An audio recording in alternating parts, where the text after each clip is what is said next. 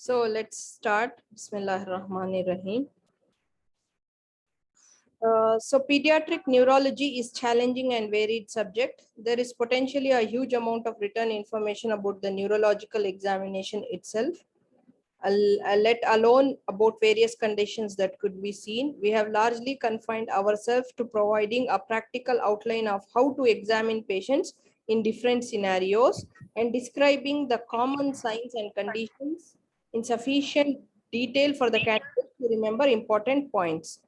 So here it will not be like an examination performed by the neurologist, but important common conditions with common signs which we can identify will be taught here. Okay. We would recommend further reading about the neurological examination, as the information presented here is intended to be a summary and neurological signs can change in relation to the age of the child. This will help you with your preparation for the examination. Most important thing to do is to practice often so that performing the examination becomes automatic and you can concentrate on how you would present abnormal findings discover.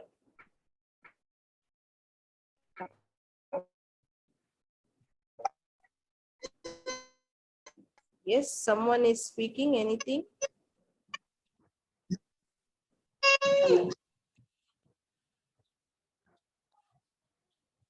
না তো সামনে বলেছে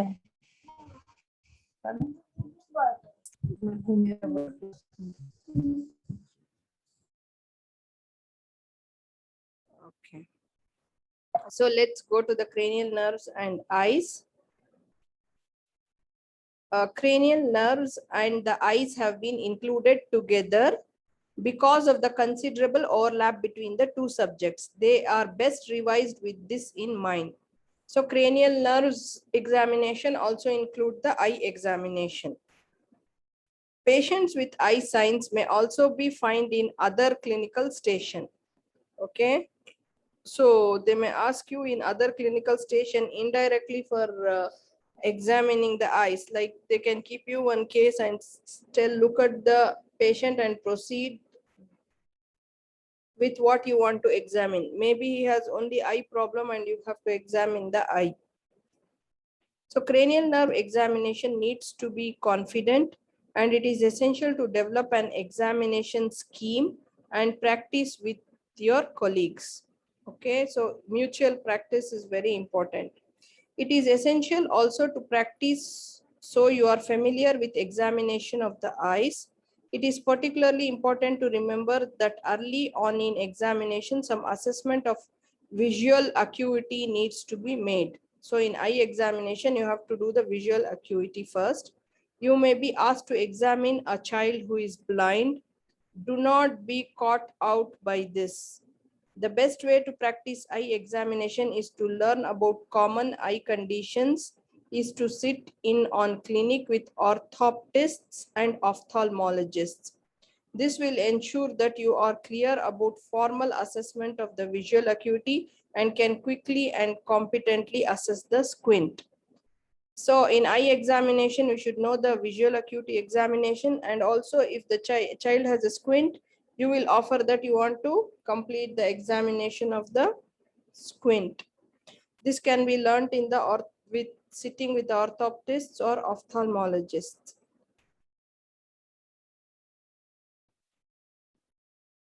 So now we will go for, there are two things: suggested scheme for examination of cranial nerves for older child and the infants. So we'll first go with the older child.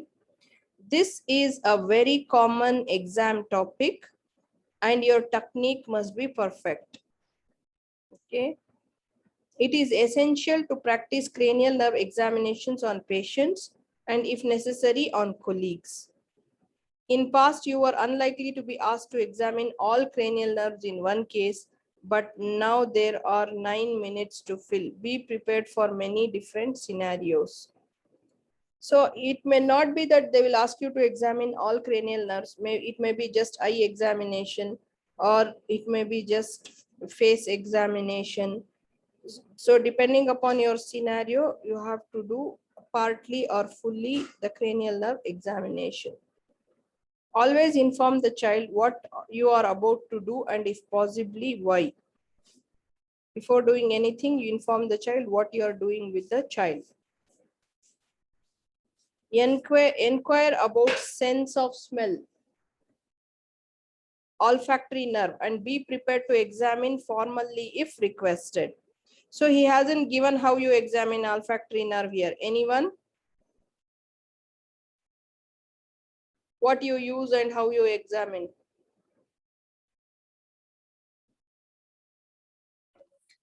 We will use non-irritant material and test it separately. Okay. Any example? Coffee and asafoetida they have given, I think. Coffee Okay. and small children chocolate and all somebody has written, but I don't know chocolate. They have smell. Chocolate, vanilla, mint. Maybe asafoetida, I don't know if it's common everywhere. Mint, chocolate, vanilla, all these things. Okay. No one in, there is nothing in the chat. Okay. No one has written it. Also, we'll ask the child to close his eyes before examination. Close his eyes and one nostril, each nostril will be checked separately. He will close one nostril and he will smell from the other nostril. So each nostril will be tested separately by closing, and you have to use some non-irritant material, usually vanilla, chocolate, or mint. Okay. I don't know about coffee. May also, if some books has given, I don't know about that. Okay. So next we'll go for visual acuity, that is optic nerve. Establish if the child can see through both the eyes. If the child wears glasses, offer to test the visual acuity with them on. This can be done grossly at the bedside by asking the child to read from an age-appropriate book or to read from the poster on wall. Okay. Here he is giving wear glasses, offer to test visual acuity with them on. But in the eye examination, he has given that if a child wears glasses, you will ask him to remove the glasses and read. Okay. You can test with and without glasses both, and you can give the visual acuity separate, how much he can do with glasses and without glasses. Okay. So I think that is best. You have to ask him to remove the glasses to know actual visual acuity by his eyesight. Okay. And if you also want to comment with glasses, no problem if you have time. Okay. Test which establish if a child can see with both the eyes. If child wears glasses, offer to test the visual acuity with them on. This can be done grossly at the bedside by asking the child to read from an age appropriate book or to read from the poster on a wall. So for this, you will ask the examiner first if there is a Snellen's chart to use to examine. If he says if it is not available, you will show something on the wall and ask him to read from there, or if there is any picture, ask him to say what picture is it.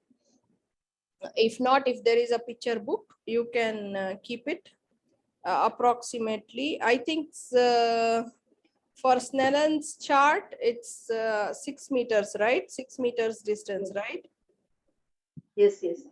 Yeah, 6 meters distance. So it should be far. I mean, for the far side, it should be far, and near vision, far vision. So usually poster on the wall can be asked. Comment on any obvious abnormality such as squint and go on to examine formally if present. So if you see squint in the child, you will tell the examiner that I want to do the examination of the squint. If he says yes, you will go ahead. If he says no need, you can proceed with the other examination. Next is the squint examination itself is a separate topic which will come up later. Next is the examine visual fields, that is test confrontation.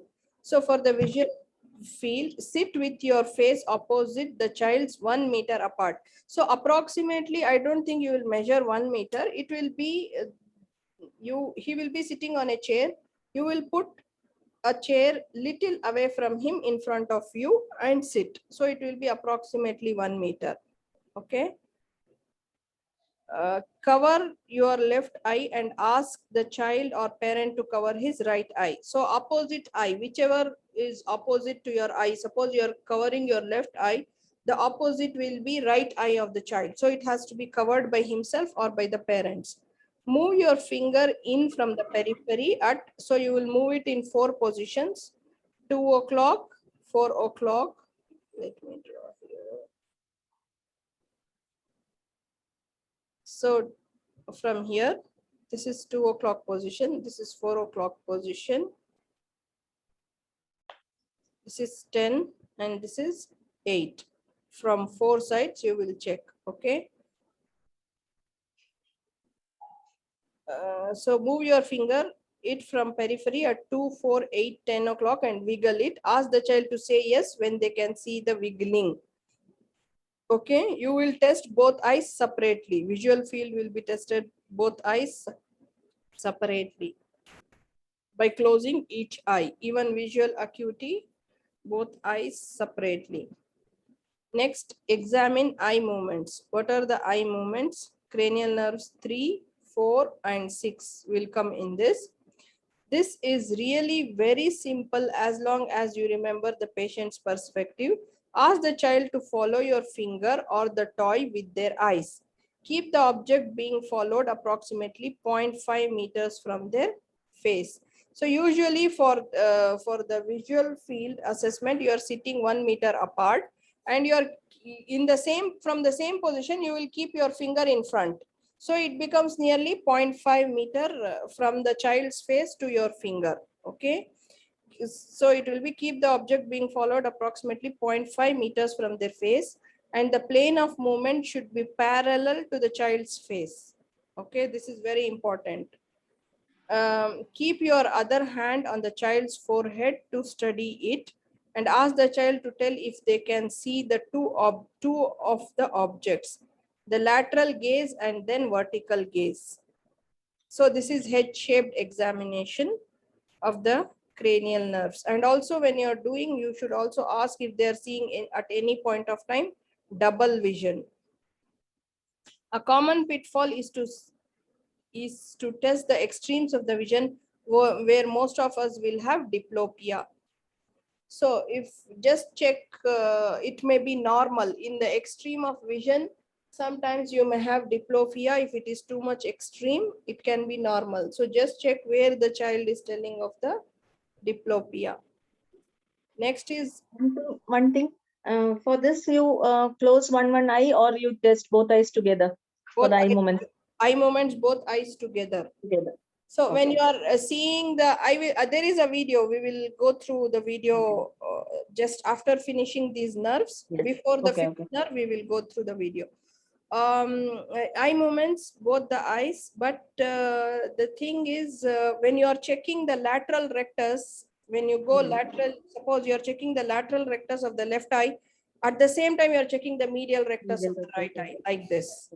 Yes. Okay, one movement of your finger will check lateral rectus of the right eye, medial rectus of left eye, like this. And also, is it moving conjugately or not, you will find out. And if there is a paralytic squint, you will find out that one eye is moving and the other is not moving, like this. So this is how the test helps you. Next is check for nystagmus. It can be present at extremes of gaze. Okay. Test for, okay, before going to the trigeminal nerve, we will just go through the video for the eye, because otherwise it will be too much. Just 1 minute. For visual field, must be done without glasses. Yes. What? Visual field without, if we're wearing glass, we do it without glasses only. Yeah, For if visual there is glass, you have to ask him to remove. Writing's not that easy, but Grammarly can help. I mean, This sentence is grammatical. Yes, what? visual acuity done with glass and without glass, while visual field done without glass only. Yes.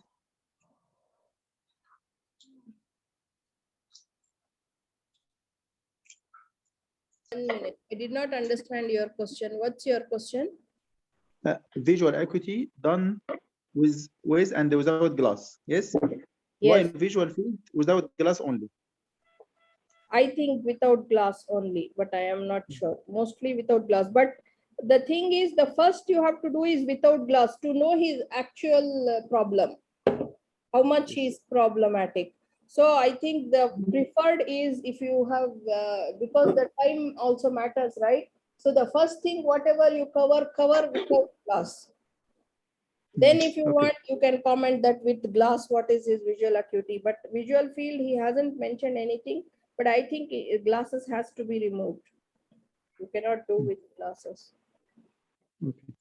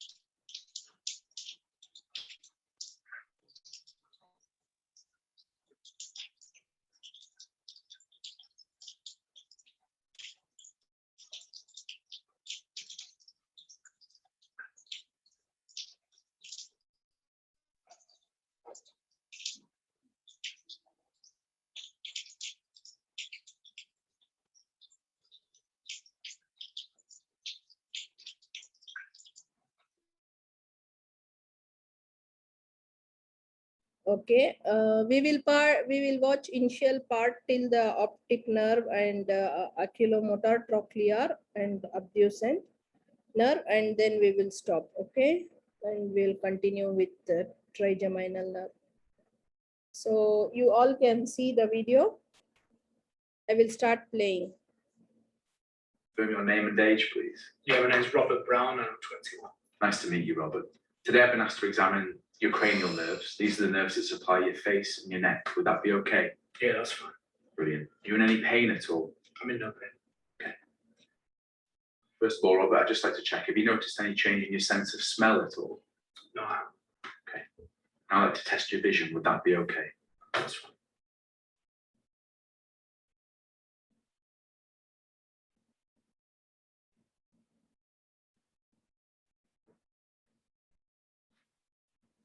I'd now like to assess your visual acuity. Do you usually wear glasses, Robert? No. Okay. If you could cover one eye with the palm of that hand. And starting at the top, I'd like you to read down as far as you can on the Snellen chart in front of you. EHN DFN PTXZ UZDTF DFNPTH PHUNTDZ NPXTZFH. Fantastic. And if you could cover the other eye and do the same. EHN DFN PTXZ UZ DTF DFN PTH PHUNTDZ NPXTZFH. Brilliant. I'd now like to assess your pupils. This will involve shining a bright light into your eyes. Would that be okay? Yes. Brilliant. If you could just pick a point on the wall in front of you and keep looking at that.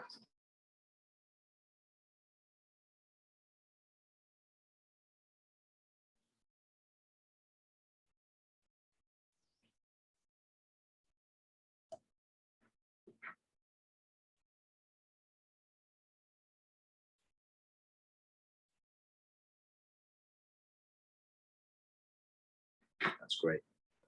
I'd now like to swing the light between your eyes. If you just keep looking at the point on the wall in front of you.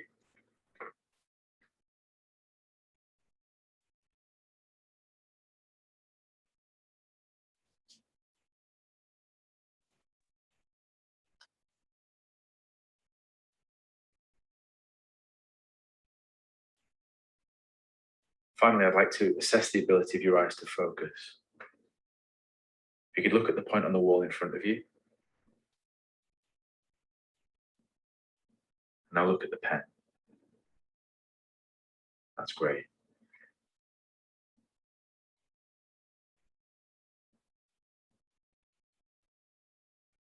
Robert, I'd now like to do some specific tests of your vision. If you could just keep looking into my eyes, I'd like you to point at the finger you see moving.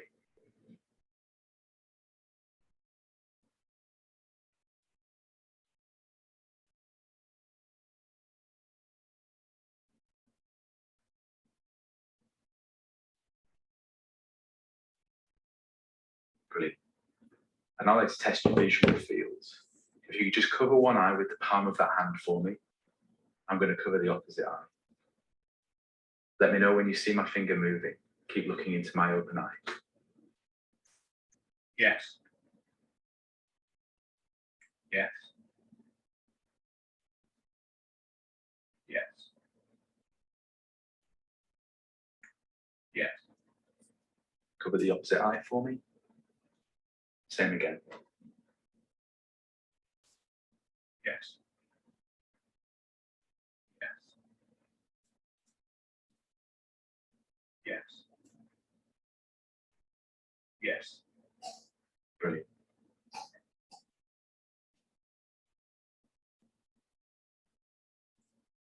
I'd now like to assess the movements of your eyes. First of all, have you got any double vision at the moment? No. Okay. Do let me know if you have any double vision throughout the exam. But I need you to keep your head perfectly still, and I'd like you to follow my finger.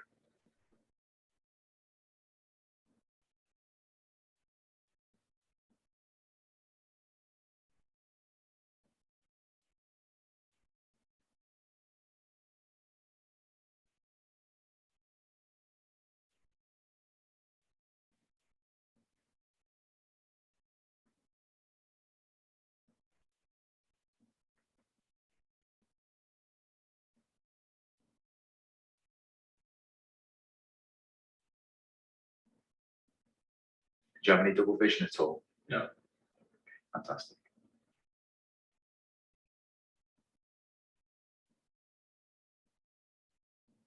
Okay, now I'd like to assess the sensation on your face. Okay, before going to trigeminal nerve, here again I saw one thing in the starting. It's here. I don't know, in the there is separate eye examination also in Mark. There he has given, when you are examine visual acuity, you will examine with both, with and without glasses.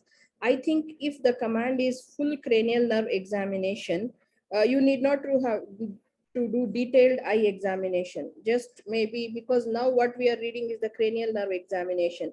In that he has given visual acuity, you will do visual fields and eye movements, only these three things. He hasn't given accommodation reflex, pupillary reflex, all those things. So here again, he's telling if patient uses distance glasses, ensure that they are own for assessment. This, I think we have to go back and confirm whether if it is just detailed eye examination, there you will do with and without glasses both. Okay. If it is just cranial nerve examination of all nerves, do you do like this? I don't know, because even in Mark it's given here, it is given here, we have to check about it. Okay, this is one thing. Another thing in the next here, he is telling that if the patient is unable to read at 6 meters, if the examiner asks, you should be able to tell how long for the distant vision, how long you will make the patient sit, that is 6 meters. Then if he's unable to read from this distance, you will ask him to move closer, that is half of the distance, 3 meters. If still unable, you will move closer again, he will come to 1 meter and try to read. If still unable, you will assess the counting fingers. If still unable, you will assess the ability to detect moving hands. If still unable, light perception. So this is the thing. Suppose if you have a I don't know whether any time a blind child has come in the exam. And now there is without patient, they can ask anything. So this is just to remember if any such situation happens. 6 meters is the normal distance. If he is not able to read, you will make him 3 meters. If he is still unable, he will come 1 meter. If he is still not able, then you will go for counting fingers. If still not, you will go for hand movements. If still not, you will go for light perception. Okay, and this is our doubt regarding the visual acuity. You will read with glasses or without glasses if it's just cranial nerve examination. So anyone has comments before we proceed further to the trigeminal nerve? I think if it is visual acuity only, maybe better to do with glasses only. Otherwise, maybe they can't see and it will take time. If we have time, of course, that is. Yeah, this is only what then. I understand. There is separate eye Otherwise, examination. it will take a lot of time. Without glasses, the vision might be less. That's why they're wearing the glass. So Yeah. here also, it is better to test with the glass only. It depends upon your command. Suppose they are telling just exam. If it is examination of eye, if the command is clear, you will do detailed with visual acuity, visual field, eye movements, pupillary reflex, accommodation reflex, and even at last you will offer to examine the fundoscopic examination. Complete detailed eye examination will be done. But if it is out of it, just telling the examine face or examine cranial nerves, you will not do complete eye examination here. You will just do visual acuity, visual field, and eye movements. This is what I understand that it's said in Mark. Okay.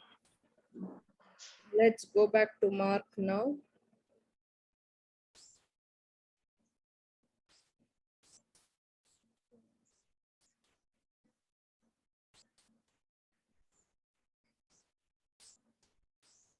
Okay, let me go back to clarify ourselves.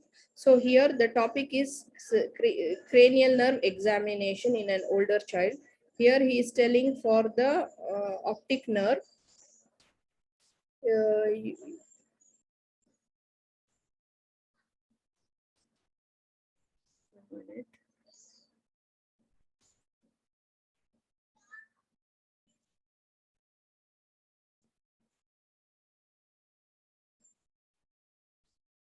So here visual acuity, establish if the child can see both the eyes. If the child wear glasses, offer to test the visual acuity with them on. I think if the command is not detailed eye examination, you have to go fast with visual acuity. At that time you will do with the glasses on. And next is you will do the visual fields, and if there is squint, you will offer to do the squint examination. You will just offer because your command is not eye examination. Then visual field. These three things you have to do: visual acuity, visual field, and eye movements. Okay. But just go back and check about this if you want, about whether with glasses or without glasses. Okay. And if anyone gets information from any other RCPCH source, please post in the group.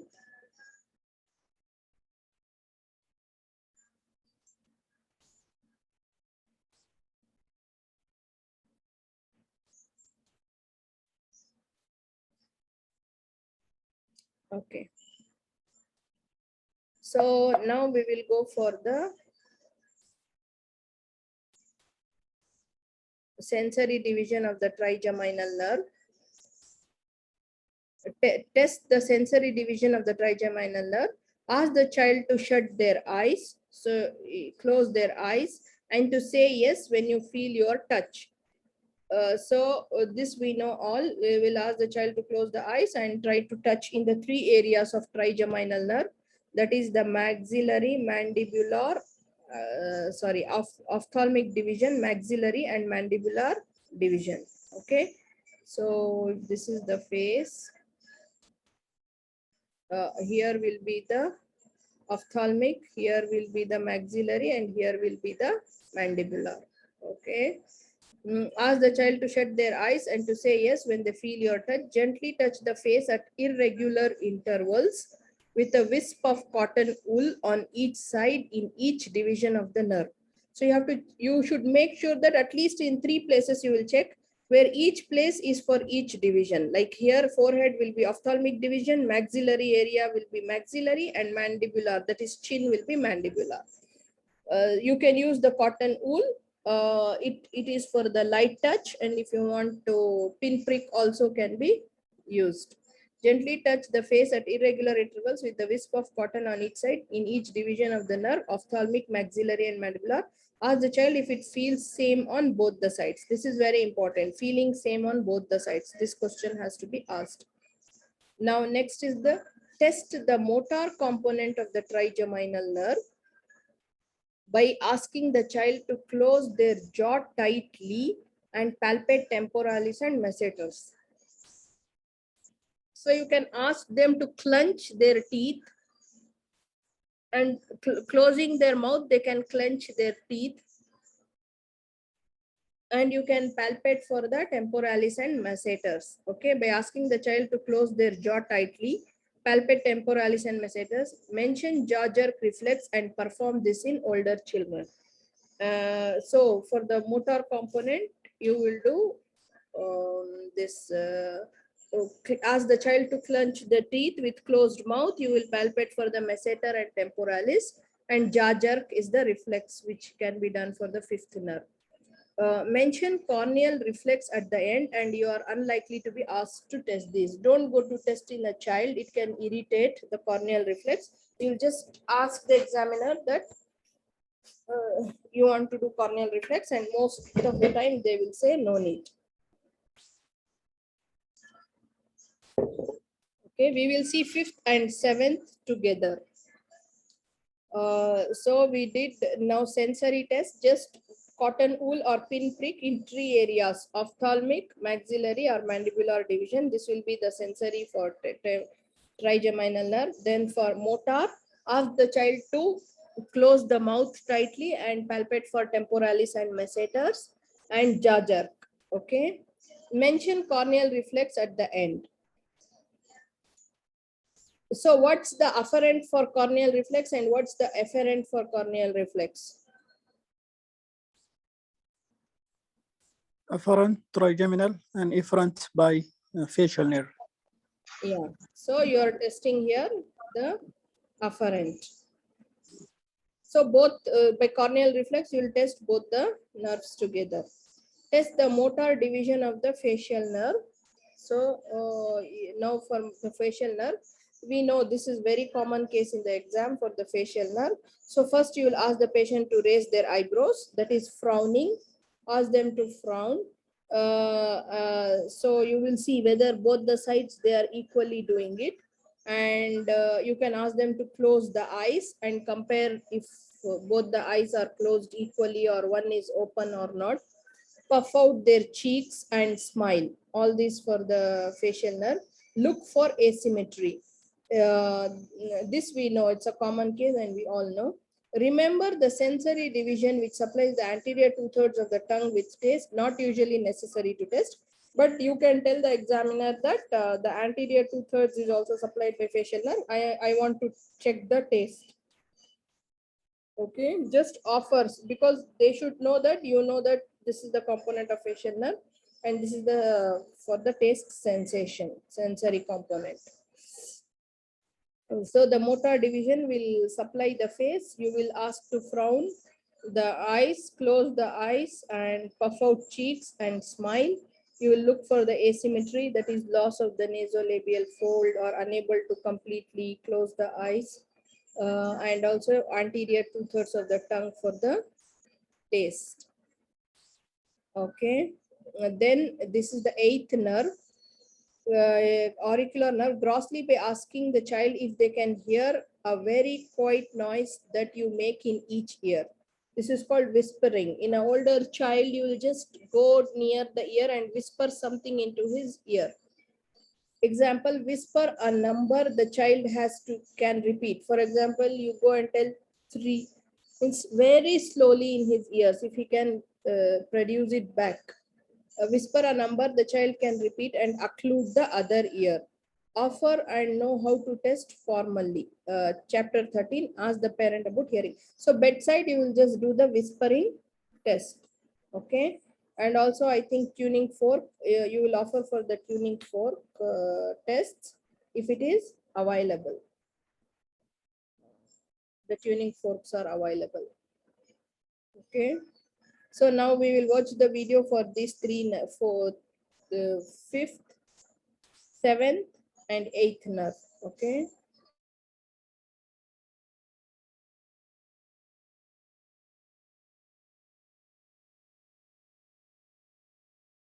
इसमें grab हैं।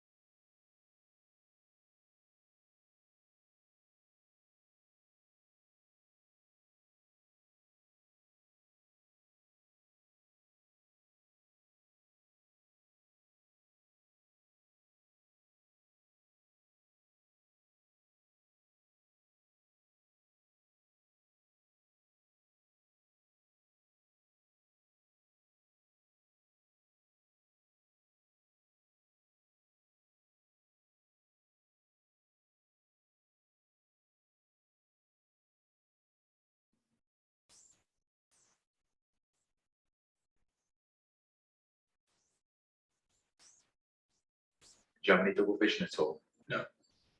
Fantastic.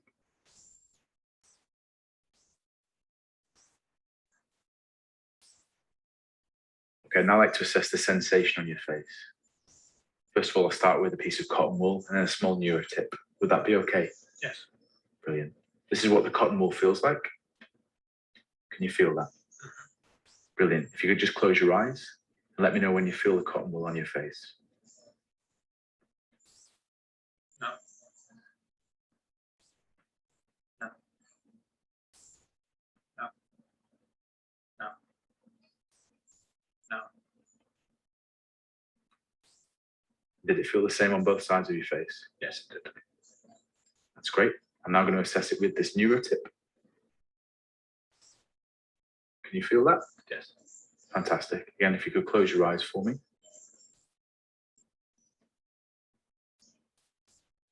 No. No. No. No. No. No. And again, did it feel the same on both sides? Yes, it did. That's great. Okay, I'm now going to feel some of the muscles around your face now. Clench your jaw for me and relax. Clench your jaw for me and relax. Open your mouth and don't let me close it. I'm now going to assess a reflex. If that's okay, what I'd like you to do is just relax your jaw down slightly for me. I'm just going to place my finger on your chin. Fantastic.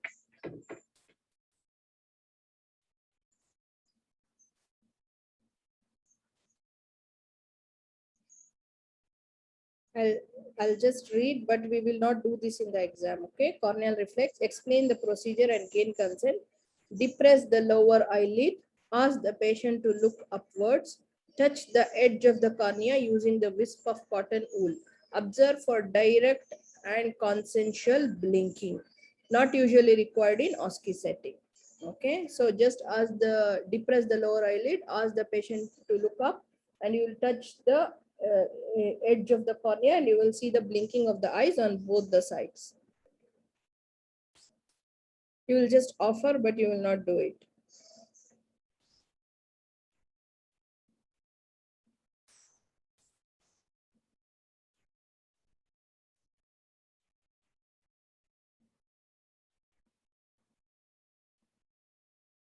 So I'd just like to assess some movements of facial expression now, Robert. First of all, can you start by raising your eyebrows? Great. Now, if you can close your eyes as tight as you can, and don't let me open them.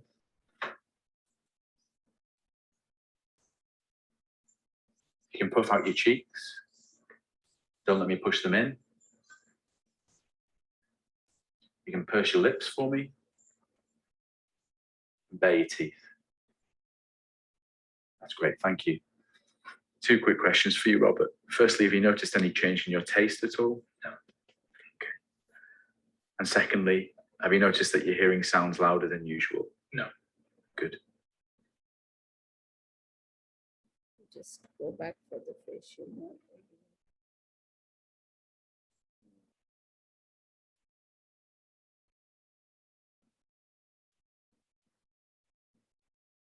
Robert, first of all, can you start by raising your eyebrows? Great. And now if you can close your eyes as tight as you can, and don't let me open them.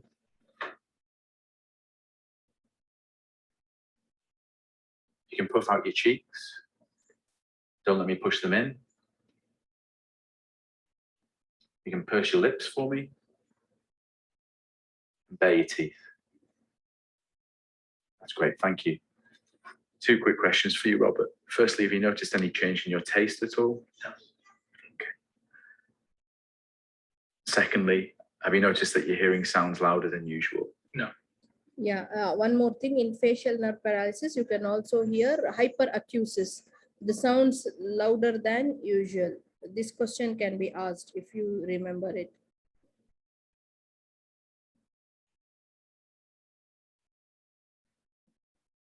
Robert, I'd now like to assess your hearing. if One that's- more thing, we have to inspect for the external auditory meatus to see any vesicular lesions. Okay, inspect external auditory meatus for Husper-Zoster lesion. This also is very important in when you examine if there is facial nerve palsy and you are examining it for it.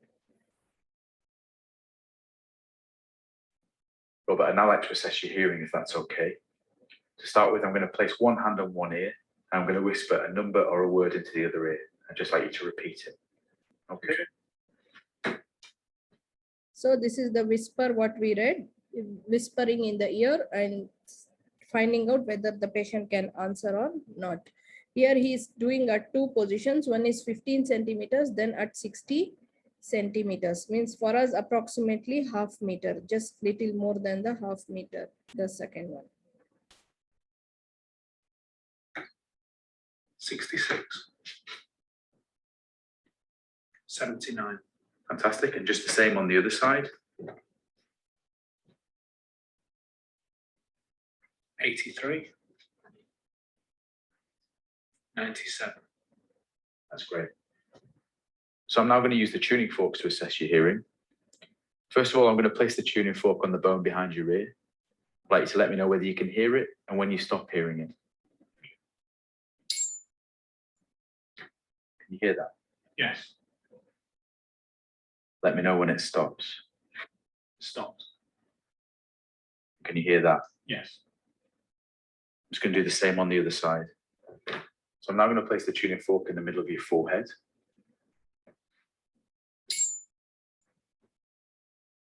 Can you hear that, Robert? Yes. And is it loudest in one ear or the other or in the middle?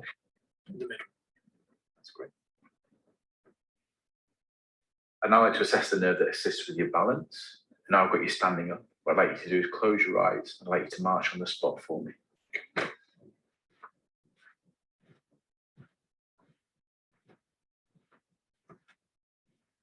That's great. You can stop now.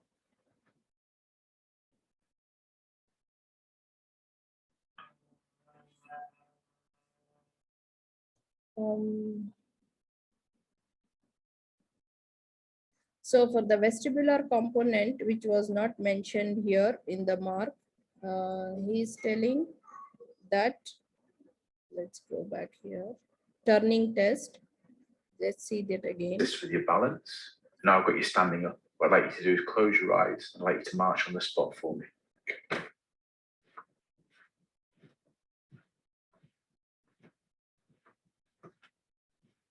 That's great. You can stop now.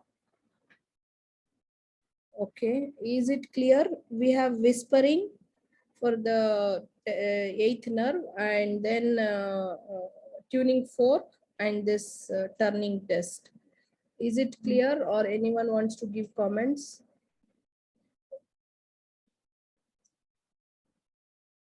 So I want to know, in the whisper, I thought we will whisper near the ear. Is it from 15 meters, 60 meters? Is it mentioned anywhere in any other books? Anyone can answer?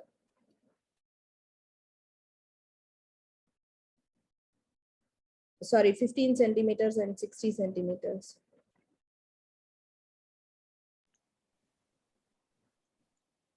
Time may not be enough. I don't know if there is time only because children may not say properly and all this, no? So we can just ask the parent, I think, for hearing, unless it is something related to hearing or No, something. no, for an older cooperative child, you can do it if there is time. Okay. Mostly Hmm. tuning fork, if they keep, then on, and actually, I don't know whether it's a common case. The most common cases are the facial nerve palsy, and they are asked to examine the face. You will examine the 5th nerve and the 7th nerve mostly. But also you have to, if a command is cranial nerve, you should offer for everything, right? So you will be offering, but we should know. Suppose if they ask how you do, I don't Yes. know. So we should know the procedures and things. Regarding this vestibular test, he just said stand with closing eyes, and if they have the tendency to fall towards one side. Okay. So let's go to now glossopharyngeal. We will be finishing with the another glossopharyngeal, vagus, accessories and spinal, and then hypoglossal.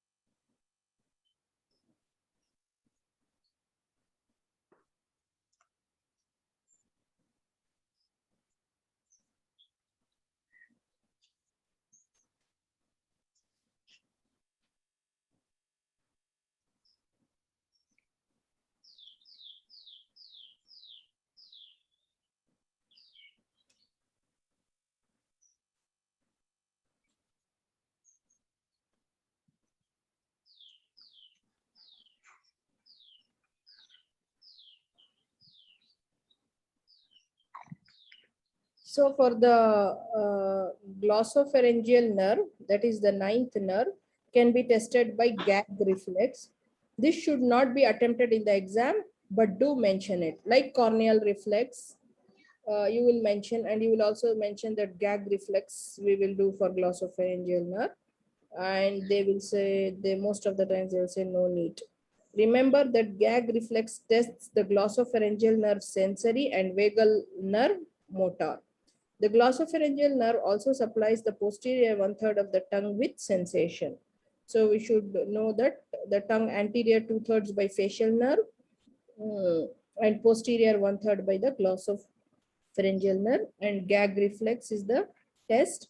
And then test the vagal nerve by asking the child to say a short sentence.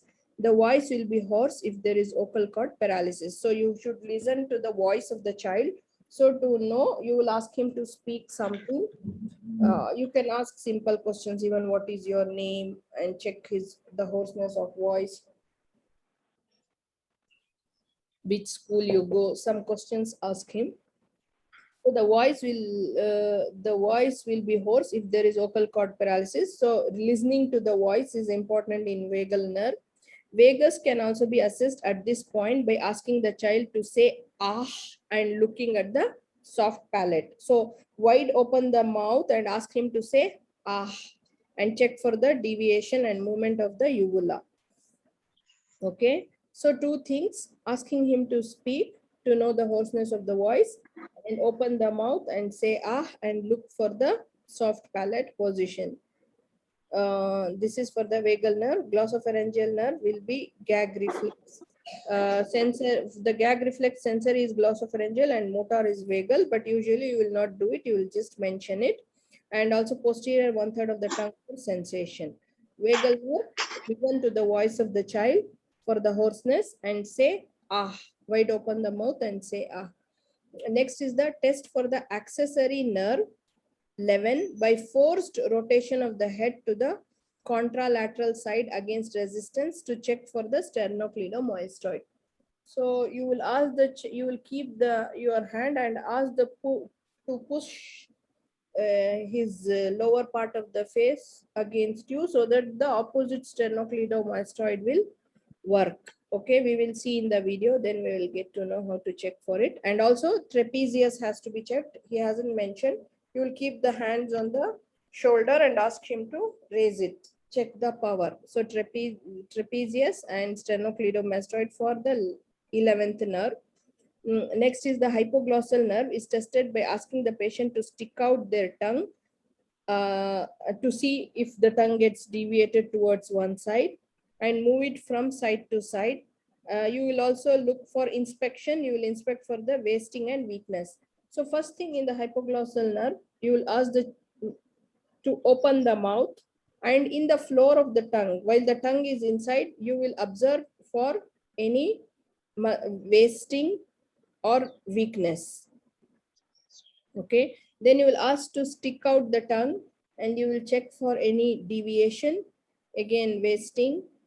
Okay, so it will give you the idea about which side the lesion is. Usually in hypoglossal nerve, if the tongue is deviated to right side, the lesion is on right side. Okay, next the same side lesion.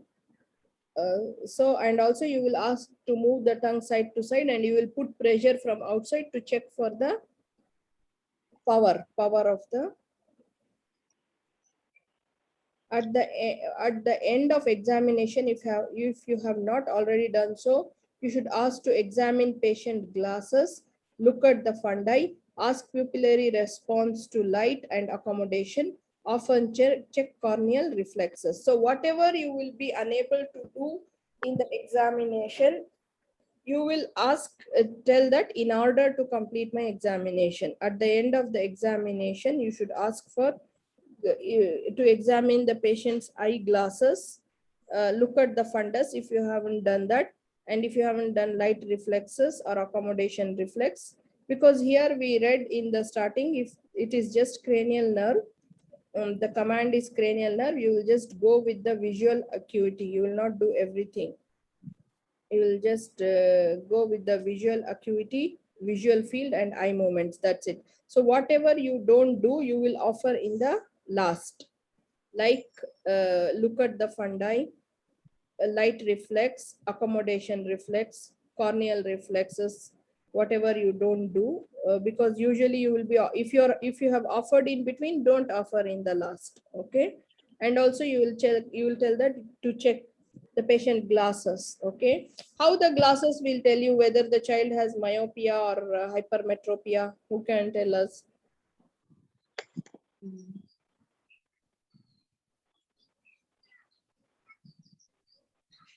Whether it is convex or concave. Yeah, how you will know? Just I am telling bedside glass examination. We can check from our eyes, like we can put the child glasses and we can see if we are able to see the object. No, wait. If you wear the child's glasses, you cannot see properly because it will alter your this. So bedside, how do you test? I think convex will be center. In the center, it will be thicker and it will be thinner towards the sides. I think so. And concave will be opposite. I don't know if you can make out like that.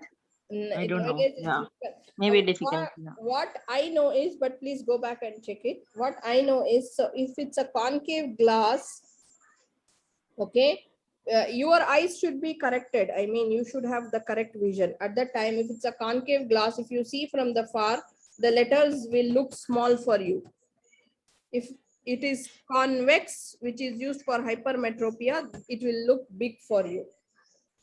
Okay, you are not wearing the glass of the child, you are holding the glass of the child away and a paper is there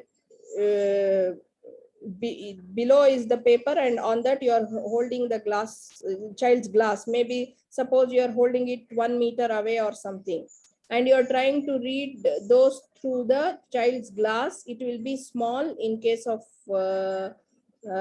concave glass, which is used for myopia, and it will be big in case of convex glass, which is used for hypermetropia. Okay, but just go back and check it.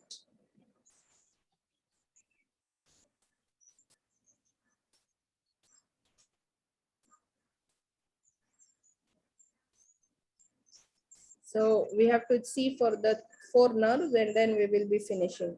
So I will switch back to the video. Infant, I think we can do some other time, or I don't know, anyone knows how commonly is infant asked in the exam? If it's not much about the infant, we can just go through if there is time and finish, so that tomorrow we can see on the cranial nerve lesions, how they present. The cranial nerve lesions, this is very important. This is what will come in the exam. Okay. So let's go back to our video now.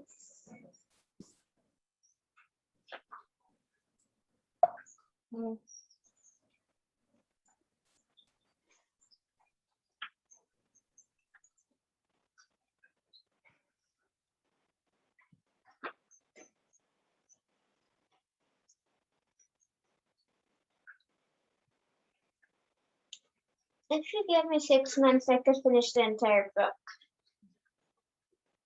That's not good. I can see this does something. And how much do you have to pass?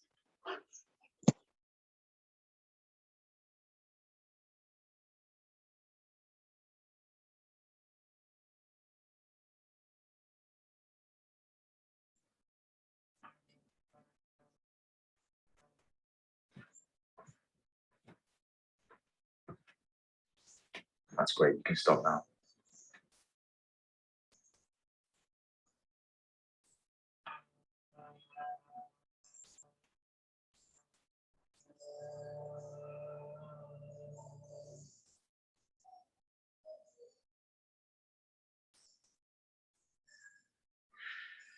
Robert, if you could just cough for me.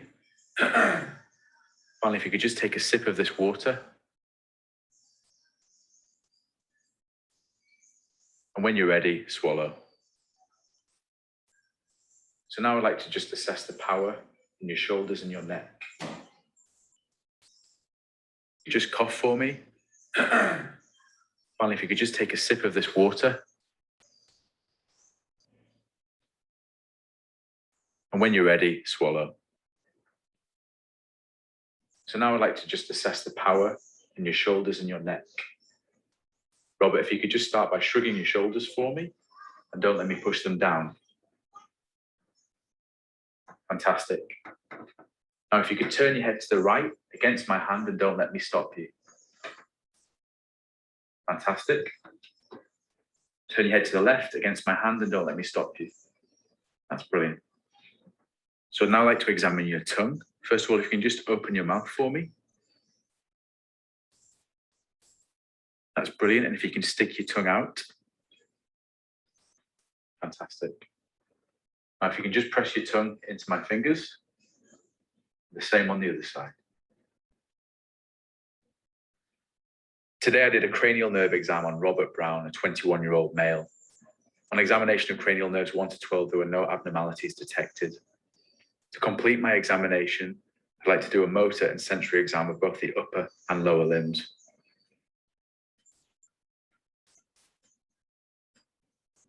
Okay.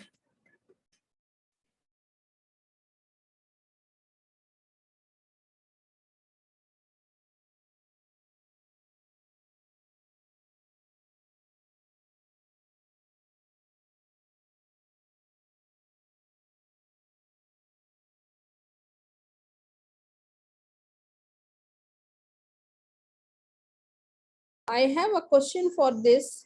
Open your mouth and don't let me close it. He's testing for which muscle here? In the trigeminal nerve. Can someone comment for me? Temporalis. I know, no, temporalis and masseter he checked, right, by before this he checked temporalis and masseter by clenching the teeth, and he's asking to open the mouth and not allow him to close. That means he's checking the power here. It is for which muscle? No, it is the temporalis muscle which causes closing of the jaw. Okay, when there is clinching, there is both taut of the masseter and the clinching of the temporalis, which is behind the forehead. And it is the no pterygoid muscle causes lateral movement. Pterygoid muscle, lateral and medial pterygoid causes side to side movement of the jaw. So he's checking for pterygoid. Pterygoid, basically medial and lateral pterygoid causes side to side movement of the jaw. But a closure of the jaw is by the temporalis. So Okay. far I know, according to Vikashta. Let me see That's now a this reflex. test. You That's see, okay. What I'd I like want to to do know is just for which muscle he is doing. clench your jaw. Wait, So this is masseter. yeah, this is temporalis and Clench your jaw masseter. for me. Yeah, yes. Next, How the about that? next test he will Open your do. mouth and don't let me close it. Uh, And I'm going to assess a reflex. That's okay. What I'd like Open you to your do is just mouth and relax your don't jaw let down me slightly close for it. me. I'm just This going to is place for my which finger muscle? on I your did chin. not understand.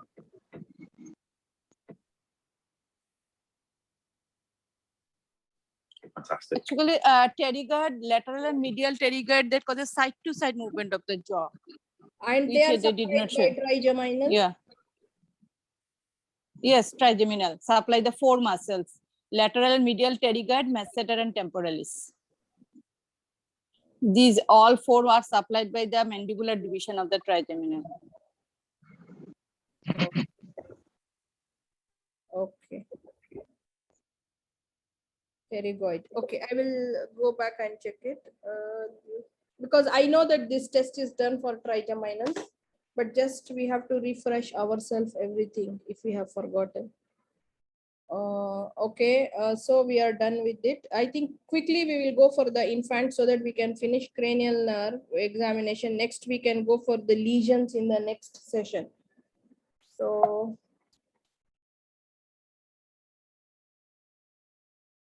hypoglossal nerve was clear for all. You will first examine inside the mouth, and then you will ask to stick the tongue out, and then you will check for the weakness by asking to pull the tongue to in the sides. Okay, push the tongue in the cheeks.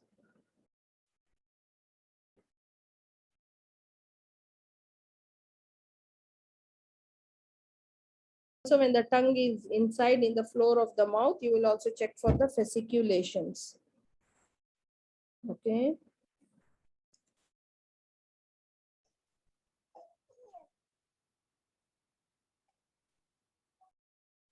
So we go for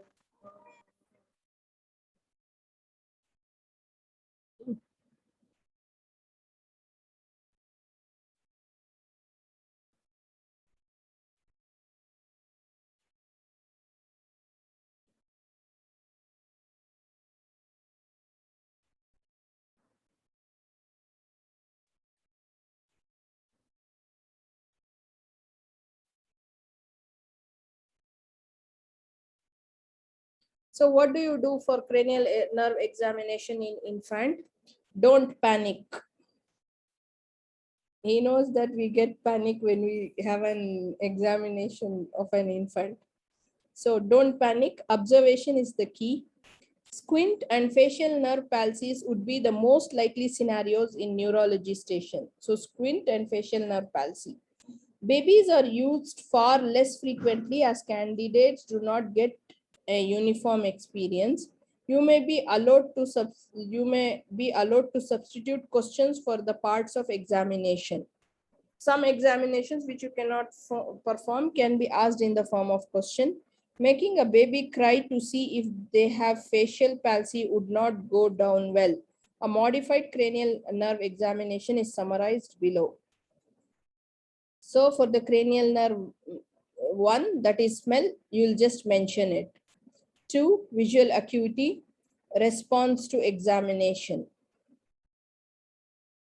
I don't know how you will test this. 3, eye movement, just can move up and down. You can show something like a toy and just observe whether he's moving his eyes in all direction or not by moving up and down. Okay, that is eye movement can move down and out. You will check for 3, 4 and 6, as we know. 3, 4 and 6 you'll check eye movement. Just take a toy and try to move it in the same head shape what we move to see if there is eye movement, or if you can ask the parents to stabilize the head, it's okay. If not, means also even with the moving head you can just check if there is a proper eye movement or not. Okay. Then chewing, ask parent if baby can chew. This is for the 5th nerve, because we all know chewing we use temporalis and masseter. So you will ask whether he can chew. Then for the 7th nerve, crying, smiling, if the baby is crying or smiling, you can know it. Facial symmetry when crying.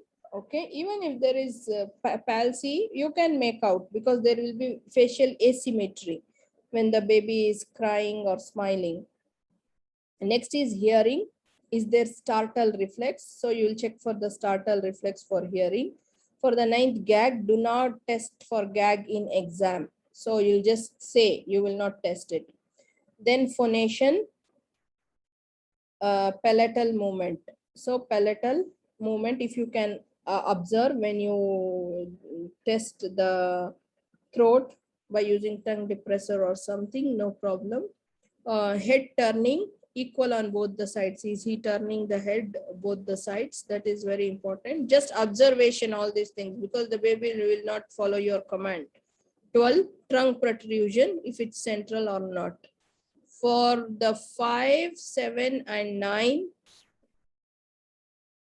sucking, if absent, is there hypotonia? This is very important. Like in, if they are not able to suck, and so they are not able to feed. So if it is absent or hypotonia. Then 9, 10 and 11, swallowing. Ask if intact. Ask if the child is able to swallow or not. Okay, so swallowing is very important to check for the 9th, 10th and 11th. And for the 5th, 7th and 9th, sucking. So most of the things your examination will be by asking the questions. For visual acuity, I did not understand. What does he mean by response to examination? Can someone tell me? Like showing a toy or something and see that is he able to see? This is what? I think this is the fine motor milestones. In 6 weeks, he should be able to fix and follow 90 degree. And in 3 months, he should fix and follow 180 degree. And also the social smile. Yeah, I agree with you. Put a toy in front of him and try to move it, right? Lateral, horizontally and vertically. This is for fix and follow. Yes. It can be for both. It can be for both visual acuity and eye movements, both. Right. Yeah, and for 5th nerve, chewing.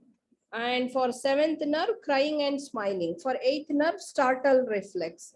For 9th, gag, which we will not do. And for 10th, you can just open the mouth and check for the palatal movement when you are just examining the child, and ask for sucking and swallowing, because if there is hypotonia, it will be absent. And anyways, tongue, when you open the mouth to examine his tongue, you can see it. And if he is able to move the head, both the sides, for the 11th nerve. I think we are done with cranial nerve examination from the mark. Okay. If anything is missed or if anything in the other book, just tell me. About the swallowing, who can tell which is the nerve here involved for swallowing? Because even in this video, he did examination for 9th nerve, right? 10th or 9th he did for swallowing. 10th is 9th is afferent and 10th is no, 10. Yeah, 10th is afferent, right?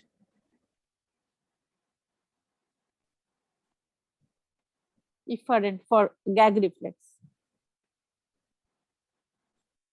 Yeah, when we swallow also, what happens? the message will go through the glossopharyngeal nerve and the epiglottis will be closed by the vagus nerve, right? This is what I remember, but if someone can tell me, it will be great to refresh myself. 1 minute, I will ask for this. I am asking. He did in 10th nerve, this swallowing. I hope you all remember.